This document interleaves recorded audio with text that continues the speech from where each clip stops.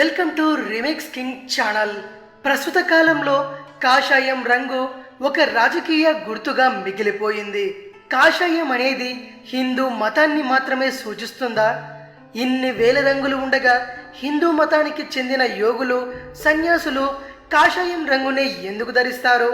కాషాయం రంగు సూర్య తేజానికి గుర్తు. సూర్యుడు జ్ఞానానికి, చైతన్యానికి ప్రతీక. నిద్రాణమై నిర్వీర్యంగా నిస్సత్తువగా ఉన్న జాతిని మేల్కొల్పడానికి జ్ఞాన సూర్యులై వెలుగొందుతారు ఋషులు. సూర్యుని వెలుతురికి పేద ధనిక అనే భేదాలు ఉండవు.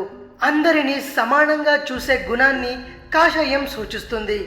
అందుకే ఋషులు, యోగులు, సన్యాసులు కాషాయాన్ని ధరిస్తారు.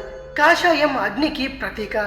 తమ అహాన్ని, కామ, క్రోధాది అరిషడ్వర్గాలని దహించి వేసే అగ్ని కాషాయం.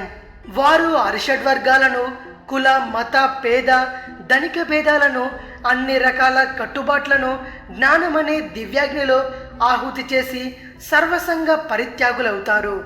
కనుకనే యోగులు, సన్యాసులు కాషాయం రంగును ధరిస్తారు.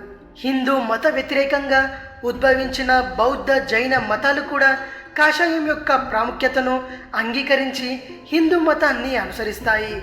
ఇది యోగులు, సన్యాసులు కాషాయం ధరించడం వెనుక ఉన్న అసలు విషయం. మరిన్ని ఇంట్రెస్టింగ్ వీడియోస్ కోసం రీమిక్స్ కింగ్ ఛానల్ని సబ్స్క్రైబ్ చేయండి. ఈ వీడియో గనక నచ్చినట్టయితే లైక్ చేయండి, షేర్ చేయండి. మరో వీడియోతో మీ ముందుకు వస్తాను. అంతవరకు సెలవు.